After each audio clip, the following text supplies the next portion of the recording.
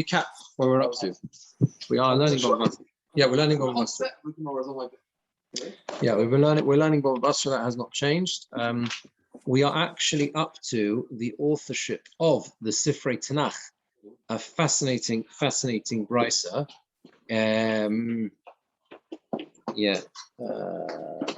So what I want to do is I want to go over this brisa, I think, because it was we're at the top of Tesvav Amud Aleph, but I think we finished off quite quickly, and it's probably worth going over it again quickly. So let's go from your Daled Amud base about 2/3 of the way down. I think we should go recap quickly. Is that all right? I think that's useful. So it's where the two dots are. It says Ton Rabbonon. The nice thing is that we're going to get to the famous Gemora about the end of the Sefer Torah, Simchas Torah, about how Moshe Rabbeinu finished off what happens to the last 8 Pesukim. So that's quite nice and relevant for Inyoni Diyoma. So the Brisa says, I'm not going to do the Rashi. Well, the Rashi's again. Let's just go over the Gemara. Sidron Shel Neviim. Have you got that? 2/3 of the way down your Daled Amud base. Sidron Shel Neviim. The order of the Neviim is Yehoshua, V'Shoftim, Shmuel, Melachim, Yirmiyah, V'Yechezkel, Yeshaya, Shnei Mosad. That's the order that they are that they should be in the Tanakh, right? Michtei Hoshea Kodim, says the Gemara, since Hoshea is first, except Tchilas Diber Hashem Hoshea, the beginning of Hashem's words with Hoshea. V'chim Hoshea de Betchila. Did he speak with Hoshea first? There were many different Nevi'im from Moshe to Hoshea. When it says the beginning of Hashem's word with Hoshea, it obviously doesn't mean he spoke to Hoshea first. There were many other Nevi'im. It means there were 4 Nevi'im who lived at the same time. They all prophesied at the same time. And Hoshea was the first of those 4. Ve'elohein, Hoshea, these are they, Hoshea, Yeshaya, Amos, Umicha. That's the order, Hoshea, Yeshaya, Amos, Umicha. And that's why, therefore, what asked, Hoshea Bereisha. Hoshea should come before Yeshaya, right? Because that's he preceded him. In Nevuah, someone was given to since it says his prophecy together with Chagai, Zechariah, Malachi, the Chagai, Zechariah, Malachi, Sof Nevi'im Havu. So it's written together with those prophecies as part of the Treosa, part of the Nevuah, the Treosa, and Chagai, Zechariah, Malachi at the end of the Nevi'im. Therefore, Choshev Le Ba'adayu. That is why it counts him Ba'adayu together with them. That's why Hoshea is grouped together with the other. It's the fact that basically the Treosa come as a package deal. Okay, let's put it like that, right? When you write them separately, Hoshea's Nevuah should be separate. And put it first. So the more is the Ida Juzut Mirchas, because Hoshea is very short, right? There's not very many prokim, so it would be lost. Since Yeshaya comes before Yirmiyah and Yechezkel, Lekadme Yeshaya Bereisha. Put Yeshaya before Yirmiyah and Yechezkel, right? Why is it we're saying that the order is Yirmiyah, Yechezkel, then Yeshaya? So the Gemara says, basically there's a thematic reason. Given the Malachim Sofei Chorbana, Malachim, the end of Malachim is a Chorban, it describes a Chorban Beis HaMikdash. The Yirmiyah Kulei Chorbana, Yirmiyah is full of the Chorban, it's the whole description of the Chorban. The Yechezkel Reishi Chorbana V'Seifei Nechemta. Yechezkel starts off with the Chorban and finishes off with Nechama. It talks about the binyan by a shlishi, the building of the Beis HaMikdash. The Yeshaya Kulei Nechemta, and Yeshaya is all comfort. All nechemta, samchinan chorbanon and chorbanon and nechemta. So it works thematically. You end off Malachim with the Chorban Beis HaMikdash. You go into Yirmiyah, which is a continuation that describes the Chorban. You got Yechezkel, which begins half-half, begins with the Chorban and ends with the nechama of what will happen in the future of the binyan, the bayis shlishi. And then Yeshaya is all nechama, and that's why Yeshaya comes later, right? We discussed last time that Yeshaya also has some difficult Nevuahs in, like Chazon Yeshayahu, right? The Haftarah for Shabbos Chazon. But the majority of Yeshayahu is Nechama, is actually comfort. Hence, we have the Shiva and Nechemta, which are all taken from Yeshaya. The 7 Haftarahs, right between that we're approaching the last one this Shabbos. They're all taken from Yeshayahu, right? All Nechama. So that's the order. That's the order of the Nevi'im. Now the Gemara talks about the order of the Ksuvim. Sidron Shel Ksuvim. What's the order of the Ksuvim? Rus v'Sevatinim v'Yev v'Mishlei Koheles. She'ashirim v'Kinos, which is Eicha. Kinos means lamentations. It is Eicha. That's what Eicha is, right? It's where you get the Sefer Kinos, the word Kinos from. Doniel, the Megillas Esther. Ezra v'Divrei Yomim. That's the order. So The Gemara says, according to one who says that Eov was in the time of Moshe Rabbeinu. We're going to learn in Mitzvah Hashem there are many different opinions as to when Eov lived. It's the bottom of the next Amud. I think there's something like 9 different opinions. According to the one who says Eov lived at the time of Moshe Rabbeinu, the Kadmin Eov Bereisha, Eov should go first. Eov should go at the beginning. You're familiar with the Medrash that places Eov at the time of Moshe Rabbeinu, right? The Eov was one of the 3 advisors. Yeah, that's the one. That goes with that opinion. Eov, Bilam, and Yisro were 3 advisors to Paro. That places Eov at the time of Moshe Rabbeinu. If this is so, you should put Eov first, because chronologically he's first. The Kadmin Eov Bereisha. We don't begin with something negative, punishment. Eov suffers terribly. He's tested by Hashem. Sultan asks Hashem, "Can I test Eov?" And he does. What's Rus Nami Poronosi? What do you mean Rus? If we begin with Rus, that's also bad. Yeah, what's bad about Rus? There was a famine. It begins with something bad. The Gemara says the difference is Poronos Isle Acharis. It's Poronos that has some hope at the end. Why does it say, why is she called Rus? Because David HaMelech came from her. She stated Hashem with the Tehillim, with Shiras and Sishbrachos. And there you are. And that is why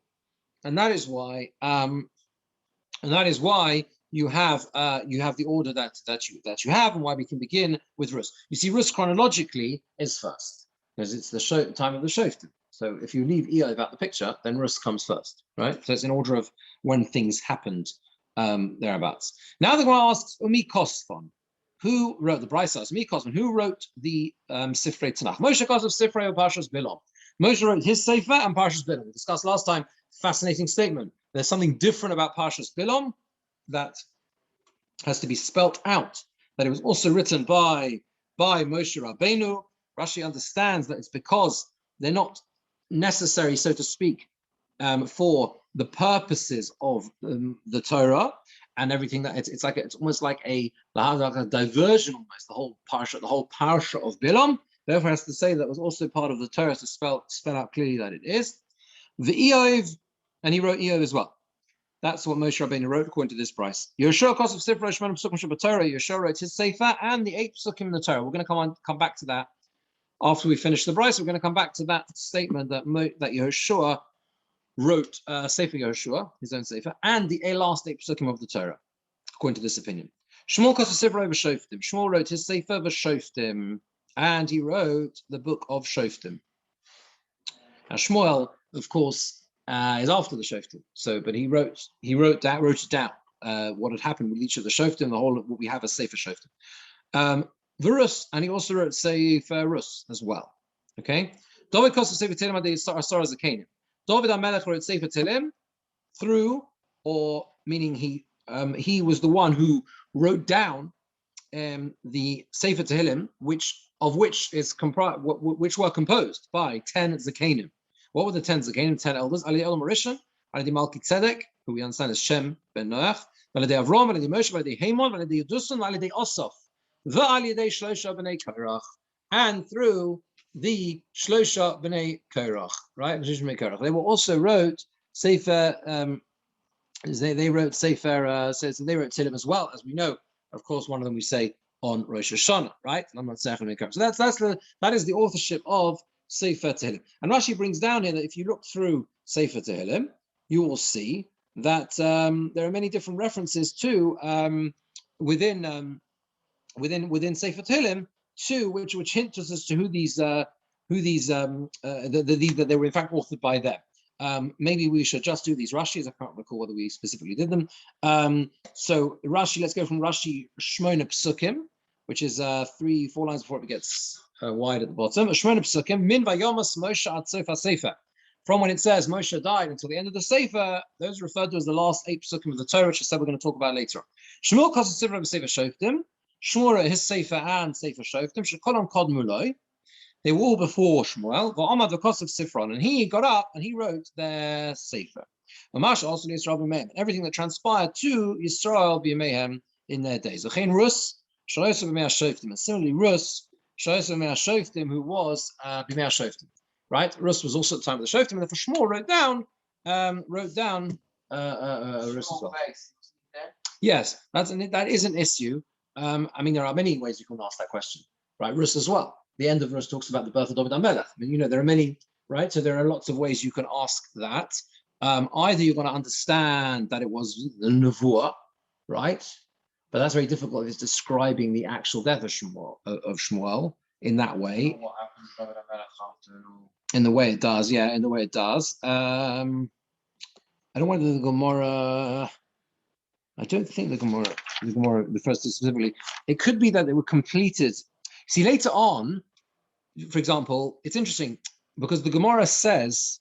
Shmuel base make a difference? Not really. No, not at all. Shmuel base is not a Jewish invention, as far as I know. It's Shmuel base is a later, much later. I don't think it's of Jewish origin. We consider Sefer Shmuel as one Sefer. It's a bit like the Prokim, the chapters which are not right, which are not of Jewish origin, I think. Now, what's interesting is that the Gemara later, when it talks about Ezra and Nehemiah, so then the Gemara clearly says that Ezra wrote up to a certain point, and then Nehemiah finished it off. So it's interesting that it doesn't say that here. It just says Shmuel Kosov Sifra. It doesn't say anything about someone else finishing it off. Maybe it's so understood. It's a very good question. Let me just see if the Maharsha says anything here.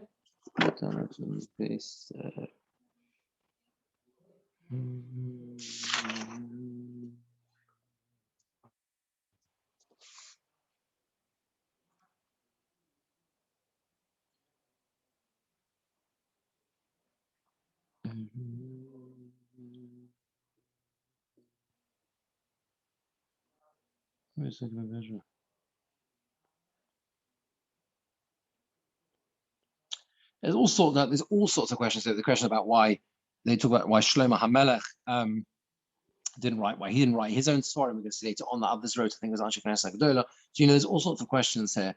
Look, the Balabatish answer will be that he wrote up to when he died, and then it was finished, and then it was completed by others. But then you have the question, of course, who completed it? Yeah. Okay, let's carry on. We'll see if we come up with an answer as we go through. Anyway, okay.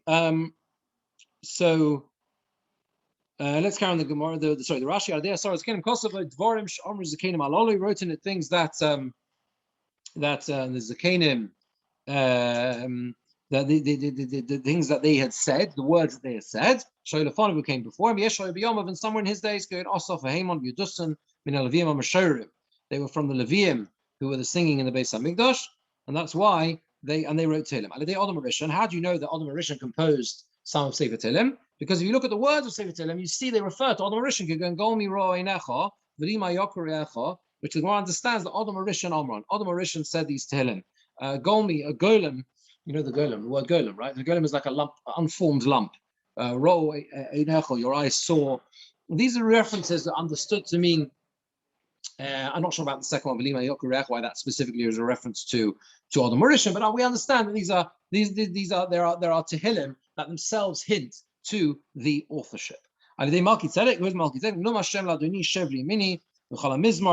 Kuf Yod, Malki Tzedek wrote that Mizmor. As we say later on, Eson Ezrochi is Avram. Who is Eson Ezrochi? This is Avram Avinu. Moshe. Tefillah l'Moshe v'chol achad osom mizmorim k'sidron. Tefillah l'Moshe and all the 11 mizmorim in the correct order. Validei Haimon, maskil Haimon. That's what Haimon. There you see clearly it's maskil Haimon. Validei Yedusan l'Natzach liYedusan. Rashi. Right. Let's carry on the Gemara now. Yirmiyah Kosov top of the next Talmud. Yirmiyah Kosov Sifroi. So Yirmiyah wrote his sefer, the Sefer Melachim, and Sefer Melachim. So this is what and he also wrote the Kinnos, and he also wrote Kinnos Eicha as well, right? That was Yirmiyah's authorship. See, it's interesting because again coming back to your point, Aaron. So if you look at the second Tosfos on Aleph, Tosfos Aleph, right? Yirmiyah Kosov Sifrei was Sefer Melachim. Can you see that? So Tosfos asked, "Well, Hodler Kosov Yeshaya, the Kodim Yirmiyah Sefer Melachim." Right? It's the question. Why didn't Yeshaya write Sefer Melachim? Yeshaya lived before Yirmiyah. You would expect that Yeshaya would have been the one to have written down Sefer Melachim, right? He lived before him. The answer is Lefisha Nera, because he was killed. V'lo hoya b'sof Malachim miManashe ve'elech. And he wasn't at the end of the Malachim from Menashe and onwards. V'afilu sifro lo kosav. And hence he didn't even write his own sefer. So Toras there just takes it for granted. Yeah. Yeah, well, that couldn't be that Yeshaya composed Sefer Malachim because Yeshaya was killed. People don't know that it's described. I think it's described clearly. Yeshaya's murder. Yes, he was murdered by one of the kings. No, Yeshaya was his grandson. The Gemora also talks about it as well. Was he? It was a tree. There's a story in the Gemora somewhere about a tree. Someone hid inside a tree and he cut the tree down, or he changed into a tree. There's a whole story in the Gemora about exactly how Yeshaya was killed. No, that's someone else. You're thinking of the Gemara in Brachos about the dreamer, the dream interpreter who came to a nasty end, who ended up being split in half by two trees. Yes. Sorry, am I missing something here? Definitely, you're missing very lot in that story. It's a story in the Gemara in Brachos. Yeah. I said that Yeshaya wrote it. What? The Yirmiyahu wrote. No, Yirmiyahu wrote Sefer Malachim. Tosa's kasha is, what about, why didn't Yeshaya wrote it? Yeshaya did beforehand. And he says he couldn't be because he died before the end Malachim finished. Yirmiyahu would potentially finish Shmuel. Maybe that's what happened. That what makes it Shmuel basic. Well, Malachim follows straight after, so you would expect. Yeah. He's writing Malachim and writes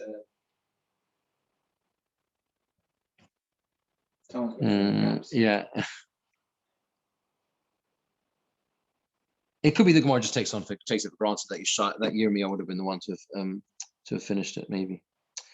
Okay, let's carry on. Chizkiah v'Siyaito, the Gemara carries on. Chizkiah v'Siyaito, so the Chizkiah and his company, the people who lived at the same time as him. So yeah. Chizkiah v'Siyaito Koslu, what did they write? They wrote Yam Shak Simon, which is a mnemonic for Yeshaya. The Yud is Yeshaya, Mem is Mishlei, Shin is Shir Ashirim, V'Koheles, and the Kuf is Koheles. Yeah. So Chizkiah v'Siyaito, if you look at Rashi on this, Chizkiah who is his Siyaito, who is his company, the people in his generation who lengthened days after him. There you go. Rashi brings this as well, that Menashe killed Yeshaya. It was Menashe. You said he was a grandson. No, it was a son. Was a son or a father? Chizkiah. Chizkiah.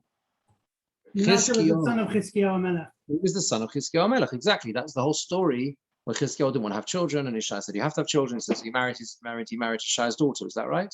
Yeah, he was the grandson of Yeshaya. Exactly right, Jeremy. He was a grandson of Yeshaya Melech through his daughter. He suffered much by being sawn in two. Yeah. And there was something about a tree. I think he became a tree or something. Yeah. Or he tried to become a tree to hide, something like that. Anyway, so we hid in a tree. I can't remember the story. Anyway, so anyway, Yeshaya wrote to Menashe because Menashe killed him.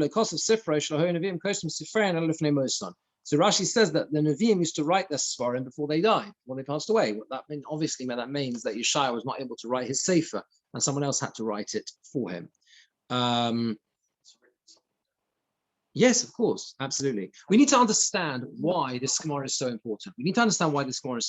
Right? It's so important because over hundreds of years, especially in the last 150 years, right, the number of people who have written all sorts of, from a non-believing perspective about the authorship of the Sifrei Tanakh, right? Who wrote it and this and that. And, there's a very, very long-standing, for example, academic, secular argument that Yeshaya was really two. There's really two books, and it was combined. Then one has to spell out exactly who we have a Masorah as to who authored Sifrei Tanakh.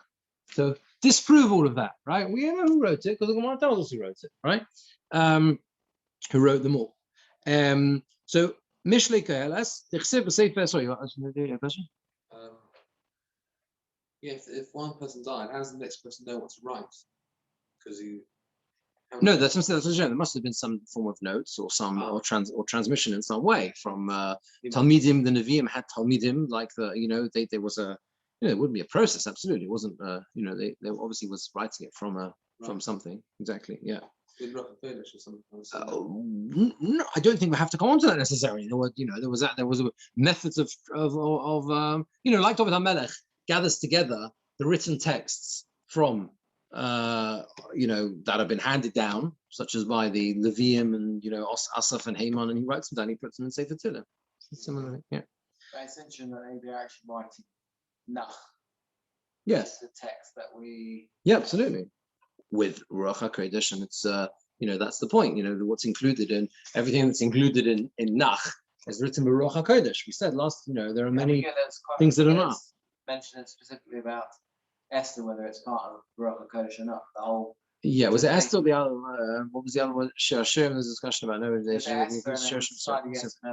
was Kodesh Kadoshim. Anyway, yeah, there are discussions exactly as to what should be included or not. And there was the conclusion.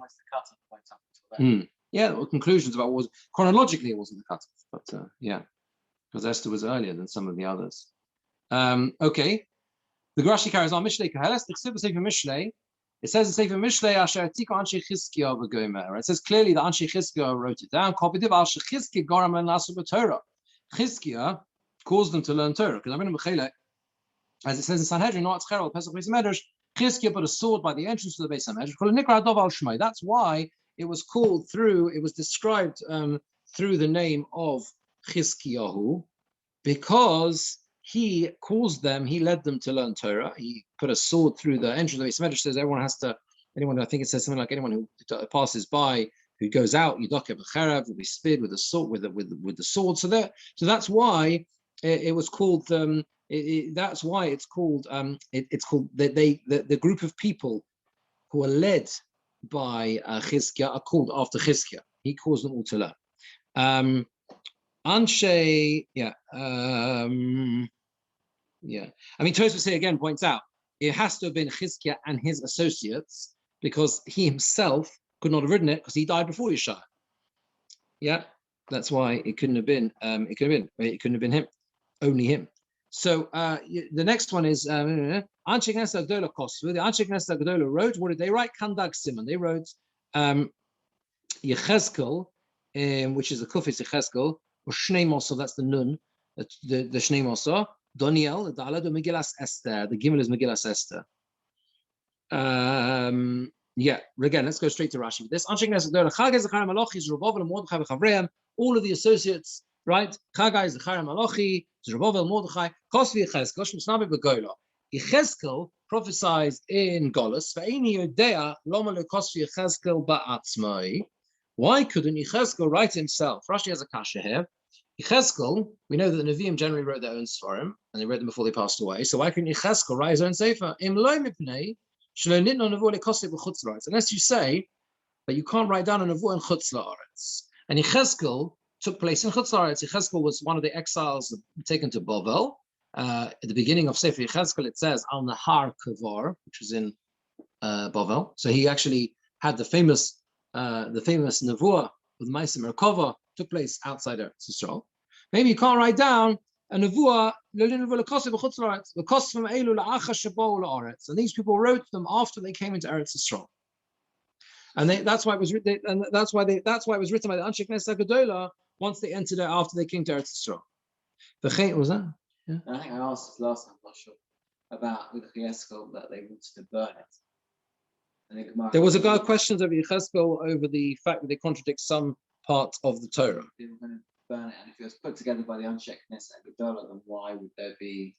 If it was put together by Yechezkel, you could maybe understand one person, but if Anshe Knesset Gedola putting it together, why would there be an element of Toras to actually burn the Sefer? Well, maybe that was part of their deliberations at one stage. When did you have to work out when that happened? When was that question raised over Yechezkel? Was it raised before or after? Was it by them? I can't remember. Was it by them or the Gemora? Where does the Gemora talk about it? I can't remember. Yeah, it's later on though. Was it later on the questions were raised? Can't remember. Yeah. The Gemara does talk about the issues with Yechezkel because some places it contradicts it seems to contradict the Torah, but there are resolutions to it. let's just finish this Rashi. Similarly, Sefer Daniel was also in Galus, and that's why also he couldn't write his Sefer in Chutz La'aretz. Right, sorry. Megillas Esther. Megillas Esther was also in Galus, obviously, and that's why also they couldn't write it, and it had to be written by the Anshe Knesset Gedolah when they returned. Or Shnei Mosar. What about the Shnei Mosar? Because they were short, that's why the Nevi'im didn't write them themselves, each person their own sefer. And they saw the Ruach HaKodesh was being taken away. They were the last Nevi'im. So they wrote their Nevuos, and they joined together the other short Nevuos with them, the Asam Sefer Gadol, so that they should not be lost because of the fact they were so short. So the way it works here is, Rashi is just explaining why it is that these Sfarim in particular were not authored by their authors, were not written down, by their authors. And the answer is because, for three of them, it's because Yechezkel, Daniel, and Esther is because they were in Chutz La'aretz, and therefore they weren't written down in Chutz La'aretz. That's what Rashi is saying. The Shneim and the Trei Osar, they were very short, and they didn't write their own Sfarim. But Ichagai, Zechariah, Malachi, who were part of the Anshe Knesset Gedolah, they wrote down those Nevuos, short Nevuos, added their own Nevuos to them, and created the Shneim Osar after that. After that. Tradition that Esther herself, Esther Mordechai wrote Megillas Esther. Well, what was that? Mordechai was part of the Anshe Knesset Gedolah. Yeah, so Mordechai was that would be the simple. Yeah, it does even say, doesn't it? Right? And what does it say at the end of Esther? Pardon? Doesn't it say at the end? It says Vayikoseh. It says a few times, Yeah, right. So it says a few times. I think it talks about the fact that it was written down. So but Mordechai was part of the Anshe Knesset Gedolah. So The final whole compilation of Tanakh was Anshe Knesset Gedolah. What do you mean the final compilation? So we just said that the Tresa, which is the last sefer that we have as what we call Tanakh. Yeah. Who then said, okay, so all of these Sfarim, and I mean, it's not the last sefer. Sorry to stop you. It's not the last sefer of Tanakh. It's the last sefer of the Nevi'im. So you're right. Yeah. Then you've got Ketuvim afterwards, but Ketuvim was written chronologically beforehand. It was written by David Amela. Right. So who came along and then said, right, this is the package, and these are everything that we've got included in it, and that's what that's called in that's a really good question. What is the technical term for that in English is the sealing of the canon, right? The canon is I know it sounds like a very non-Jewish word, but it really just means the authorized texts, which is the Chof Dalet Sifrei Tanakh. So the question is, when was the decision made that there would be no more Sifrei Tanakh, and who made the decision to leave out certain Sfarim? Because there were many others. We mentioned this, right? There's the Sifrim of the Maccabees, and there's all sorts of others. Book of Enoch. Yeah, that's right. All those Book of Enoch. We call them. We refer to them all as Sfarim Chitzonium, right? External Sfarim left out of Tanakh. I think the Gemora is about not learning them. There's a whole thing. Although it's a bit complex because the Gemora itself quotes Sefer Ben Sira, which is one of those which was left out. Why were they left out? The simple reason they were left out is because it was determined by Chazal, which is the real answer to Martin, your question. Chazal determined that these Sfarim were not written by Ruach HaKodesh. How did they quote unquote know that? Well, we have a classic Gemara here. This is a Brisa. So this is going back to the time of the Mishnah. It's a Masorah. The Masorah is that we have these are the Sifrei Tanakh, and that's it. So that's the simple answer. I'm sure it's more complicated in terms of working out who was it amongst the Tanoim. But basically, I think the answer to your question must be the era of the Tanoim, the early Tanoim. You know what I mean? Based on the Toras Shabbat Peh. Toras Shabbat Peh. This is what we have. This is our Masorah. This is what we know are not included. Is there anything to learn about other Sfarim to be gained? Well, that's the thing. That's the thing, because, for example, the books of the Maccabees tells the story of Hanukkah, right? And it does tell the story, and you can get it. You can some people do read it over Hanukkah. Read it as in people just read. It tells the story of what happened. It doesn't mention the miracle of the oil. Interestingly, that's in the Gemara. That's complicated. Anyway, so but it tells the story of the battles. That's what it's saying. And Sefer Ben Sira is a little bit like Mishle in terms of like it's like it's called proverbs or whatever statements. And Chazal, the Gemora quotes Sefer Ben Sira, which does complicate things a bit. The first time a copy of this book Ben Sira was found written in Hebrew was actually in the Cairo Geniza.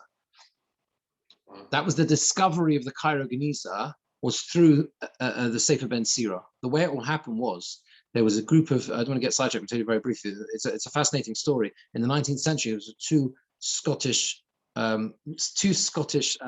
ladies who were archaeologists, explorers, fascinating people. And they went into Cairo and they were in a market in Cairo and they got a scrap of paper. They bought a scrap of paper from some seller who said he picked it up in an attic somewhere. He got it from whatever.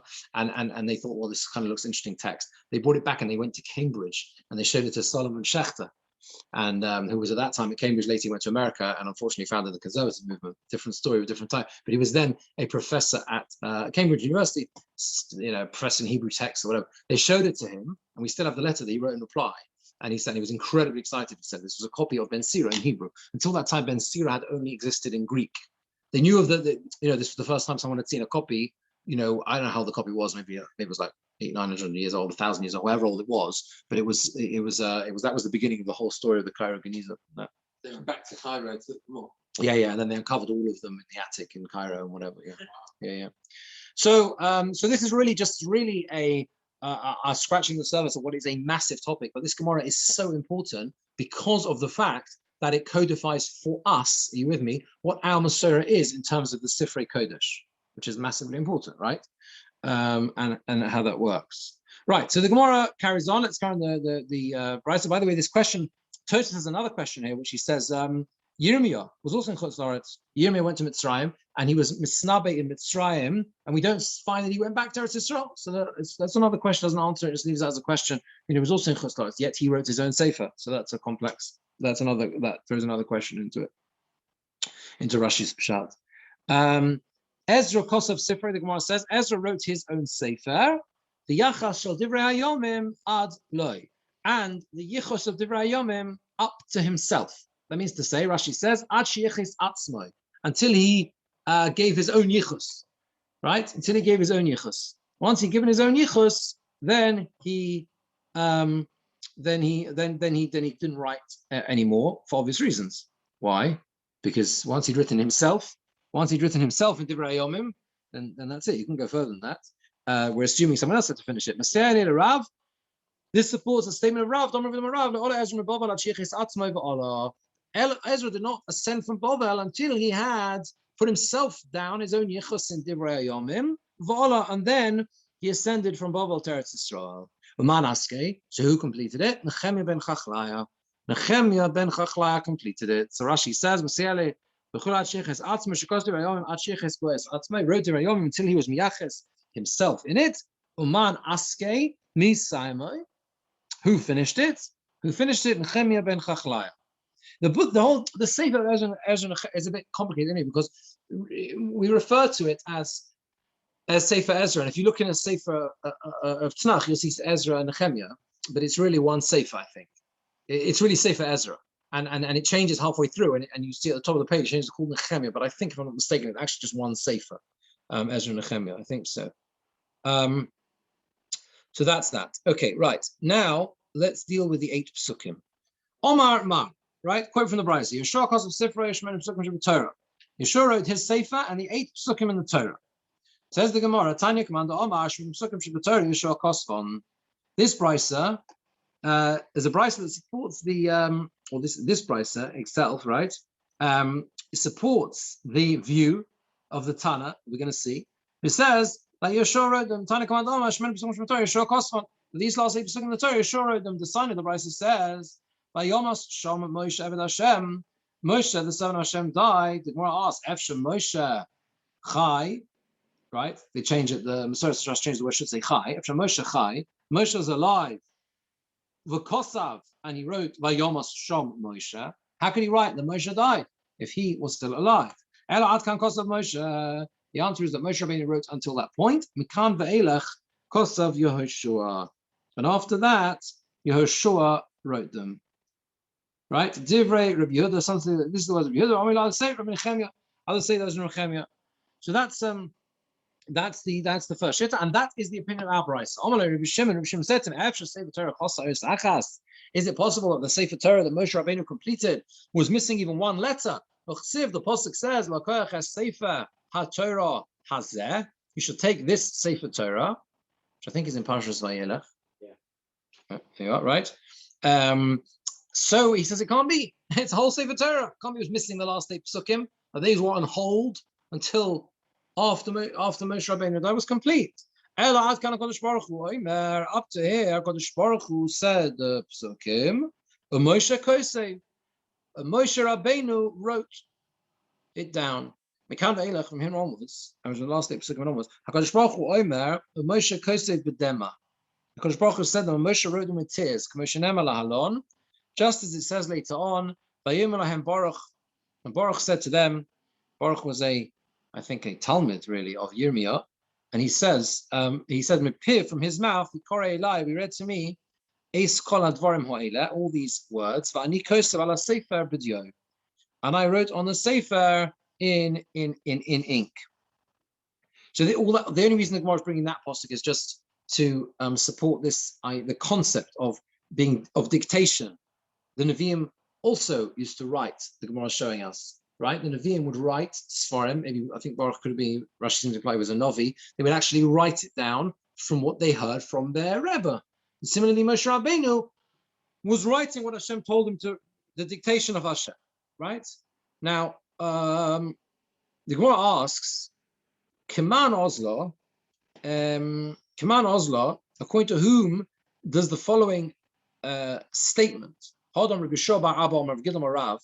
Rabbi Shova Abba, the statement of Rabbi Shova Abba Rav Gidam Rav, who does he go like? What does he say? He says, Shmona Psukim Shabbat Torah Yochid Korei Son. He has a halacha. The halacha is that the last 8 Psukim in the Torah, a Yochid reads them, an individual reads them.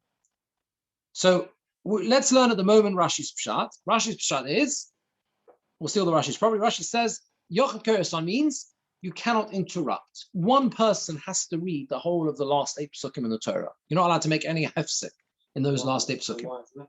So that's what we're saying. Once we're going to come to that, right? So you can't make any interruption. Lema, let's say, says the Gemara. Let's say that. Yeah. Okay. Lema deloy Reb Shimon. That's what the Bach changes it to. Let's say it's not like Reb Shimon. Why? Because the Gemara's understanding that the reason not to interrupt it is because there's some fundamental difference between the last 8 psukim and the rest of the Torah. According to Rabbi Yehuda, that makes sense. The last 8 psukim written by Yeshua, so it makes sense that one person has to read them. You can't interrupt because they've got some special statement. They've got to be almost set aside and read by one, and you can't. They've got to be set aside. But if they are written by Moshe Rabbeinu and the rest of the Torah, why can't you make an interruption between them? What's the difference between them and the rest of the Torah? So Gemara says, "Afilu Tamer Reb Shimon." You can even say it goes like Reb Shimon. Since they've changed, they've changed. That means to say, since they've changed to write them with tears, he's already writing them in a different way. He's writing them whilst weeping, so therefore ishtanu, they've changed. There's something different between them, and the very fact that Moshe Rabbeinu is writing them in a different way, and therefore we recognize that difference by reading them as a single unit. That's how Rashi seems to understand it. What? Because he was prophesying his own death, which is why he was crying. Yes, he was being told to write down his own death. That's right, and that's why that was the tears. But it's very difficult. This line, Yochid Korei Oson, is a very, very difficult line to explain what that means. An individual reads them. So we'll see a few different pshatim. Let's just see Rashi first. But it's clear the Gemara, right? You've got 2 shittas as to who wrote the last 8 psukim in the Torah. Either it was Yeshua or it was Moshe Rabbeinu being told to write down his forthcoming death, which would have been a very difficult experience. That's what it was. What? It's not a chiddush because we already had with Bilam. The whole story of Bilam and Parshas Balak. The Moshe Rabbeinu wasn't there, didn't know the story, heard it from Hashem. Yeah, that's right. It's just that the Gemara's difficulty is that when it says in the Torah, Vayomos Shom Moshe Eved Hashem, the fundamental, I think, problem there is a question of it hadn't yet happened. So when it's being written down, it's not the same as it's not the same as the other case where it was written through a nevuah, something had transpired, and therefore this is a nevuah. This is a description of an actual event. That's a big chiddush to say that it was written down before the event happened. That's the issue there. Yeah. Yeah. Okay. Let's see Rashi. Tanya Manaski. That's Manaski. Misaimai. Who finished it? Misa. We said it before. Sorry. Tanya Command. There was a price like the opinion says Kolach Tani Lael. Everything that says above Yehoshua Kosev Sifra Shmur Sukkim Shabbat Torah. Yeshua his Sefer and the 8 Sukkim in the Torah. Asyoki Hai Tana de Lekamei. It goes like the Tana who says later on.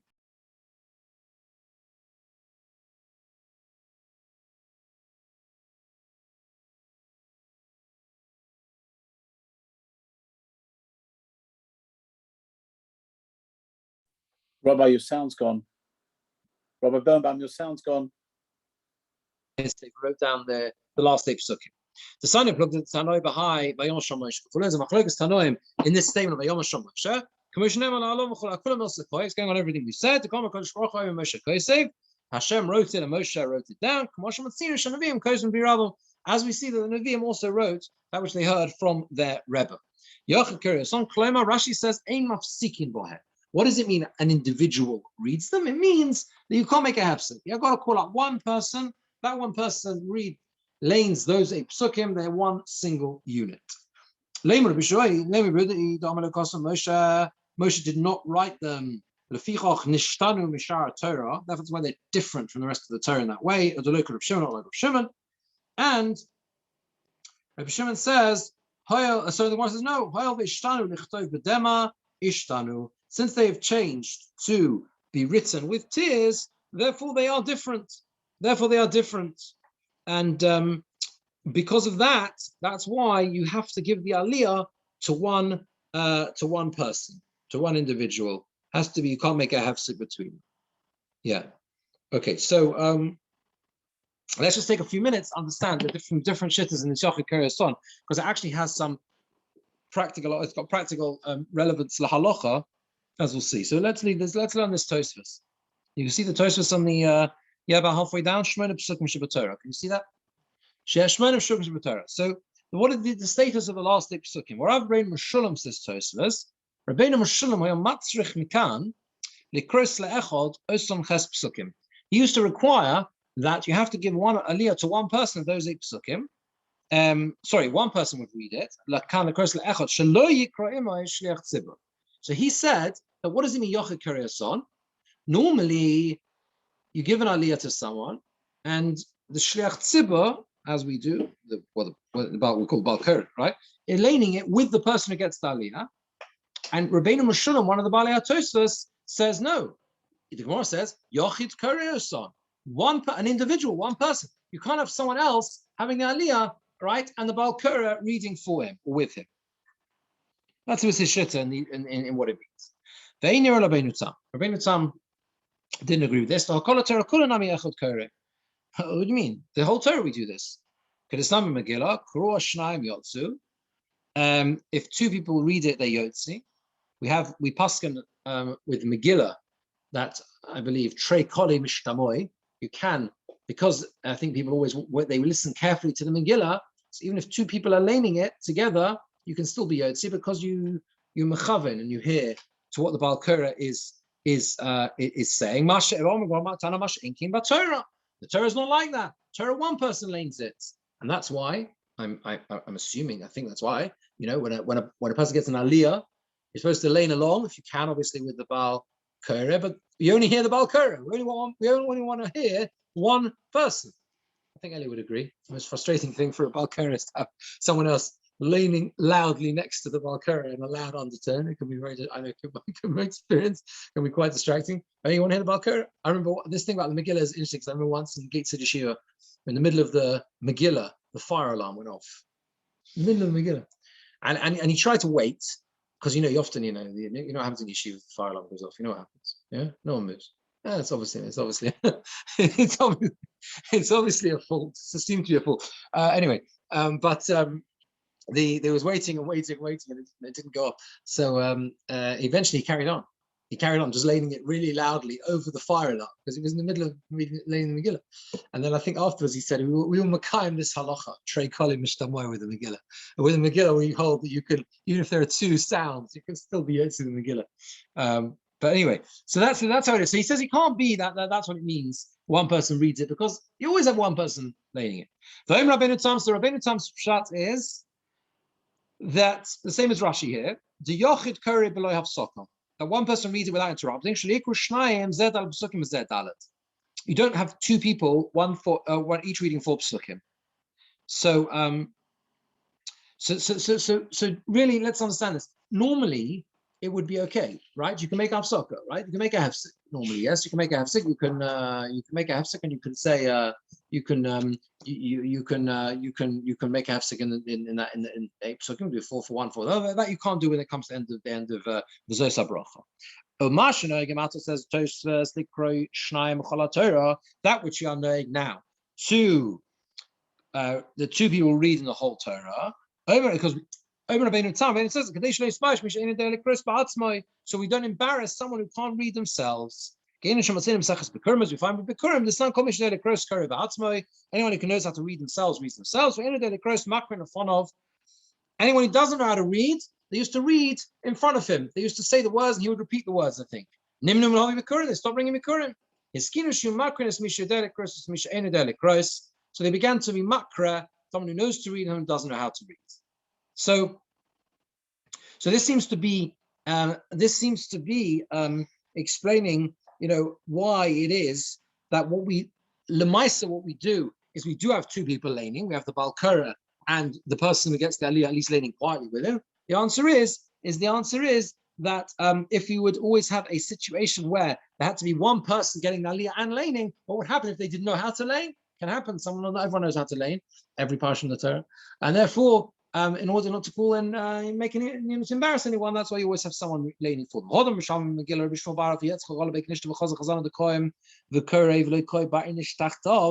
He came to a shul.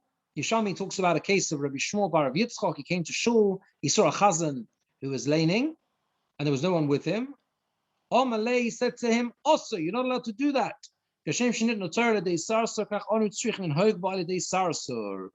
Now that means you have to have someone else with the Balkara. Sarsu means an intermediary, effectively. So Moshe Rabbeinu transmitted the Torah to us. So that's the way you have the whole minhag. I mean, we have the minhag of having one on either side. Yes, you have one on either side. Technically, you have the Ola, and you have the Balkara, and then one other person. I think that's right. And the idea is, as far as I recall, is in order to sort of recreate the way the Torah itself was given from HaKadosh Baruch Hu to Moshe Rabbeinu, through Moshe Rabbeinu to the Bnei Yisrael, right? Avagav the mashma, even though it implies the chazan stands next to the koreh, that's what it seems to imply. Lo shikra emai, it's not that he reads with him. He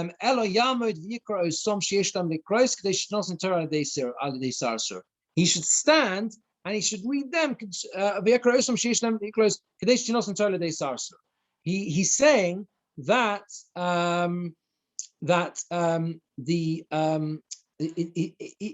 although he's saying look, he doesn't lane it with, he's not laning it with him. It seems he's saying that he's makra those who should read themselves, and in that way, the Torah itself is given through a sarso. Yeah. So I think what he's trying to say is that Yerushalmi doesn't mean that they read together. He stands there and he is makra him, so that he is reading on for his behalf effectively. And the Re says further,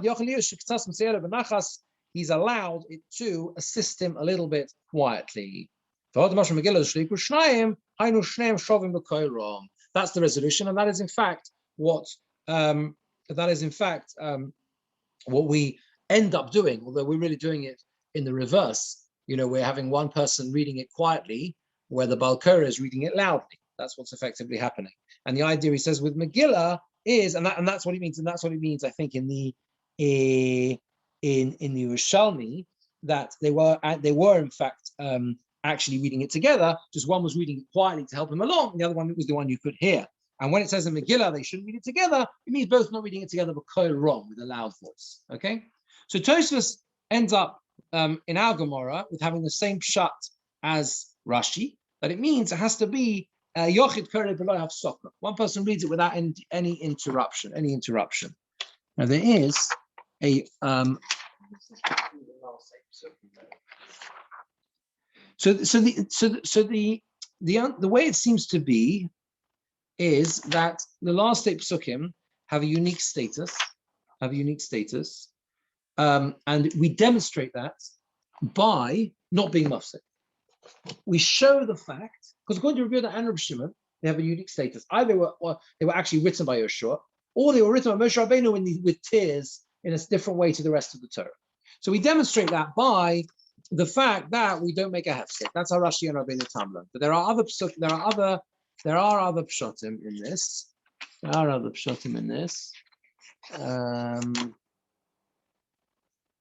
Yeah, let me just. There are other psukim where you're not allowed to. Definitely. Here, there's no reason not to, except for this halacha. I mean, we end up reading for the Lemaisa, we lane for the Chosan Torah before from Ma'ola, so it's much earlier. I'm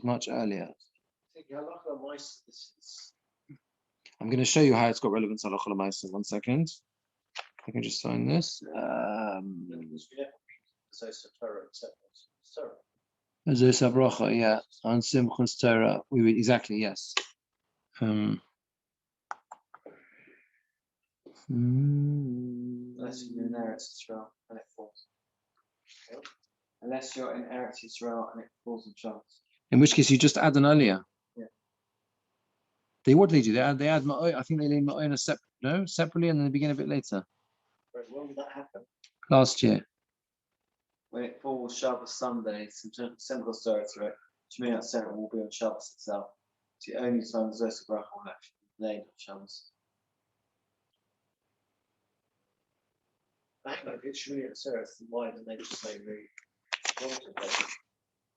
They produce, they don't read, necessarily they don't do Shemini. Because Shemini Atzeret is on Shabbos. Yeah, and therefore they read the regular laning codes, Shemini Atzeret. They don't read our Shemini Atzeret laning.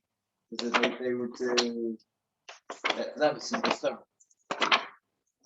Let me just. 1 second. That's my common Shemini Atzeret called Shabbos. What? Not. Shemini Atzeret, yeah, it's quite common. Yeah, it's quite common. Can I ask a question there? Yes. I mean, according to the opinion that Yoshua wrote the last 8 psukim, then why wouldn't they have been in the book of Yoshua? Why wouldn't they in the Torah?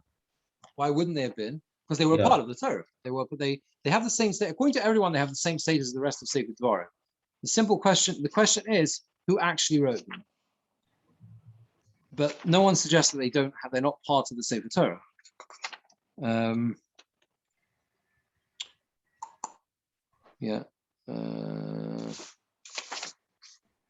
So the halacha is in Hilchos Rosh Chodesh Siman Tov Chof Ches.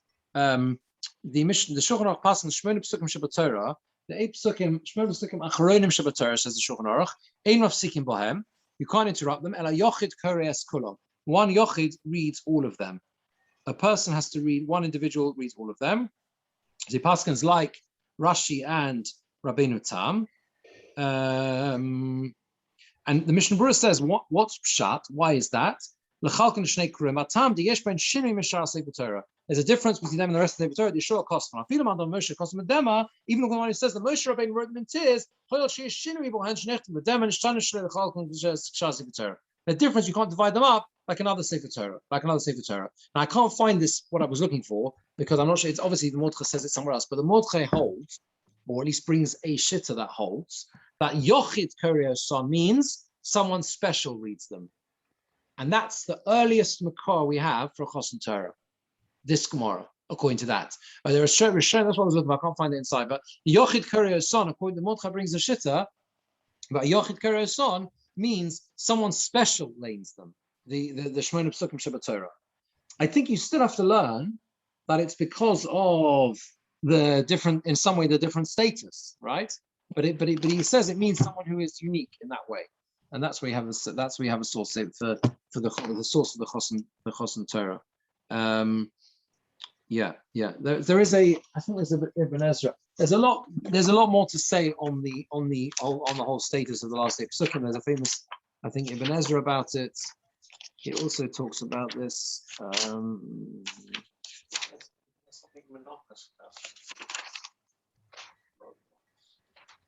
What about it?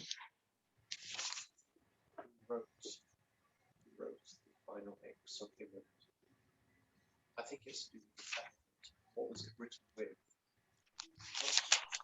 Well, this one says it was written B'dema, but what does that mean exactly? Yeah, exactly. What it means, we translate it literally means he wrote them with tears in his eyes, if you like. Yeah.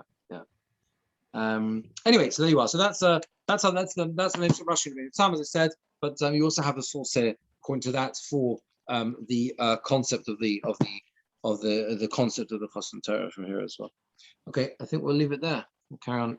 Oh, so the next year, obviously not next week. So and the Sarah will be in the Sarah Mitzvah, Mitzvah Hashem, right? 2 weeks time. Is that okay for everyone? Yeah, it's not Erev Kippur. Not Erev Kippur. It's not Erev Kippur. Monday night. Erev Kippur is Wednesday, so we should be fine on Monday. Mitzvah Hashem. Okay, take care. Good. Thank you. Thanks. Good night. Bye.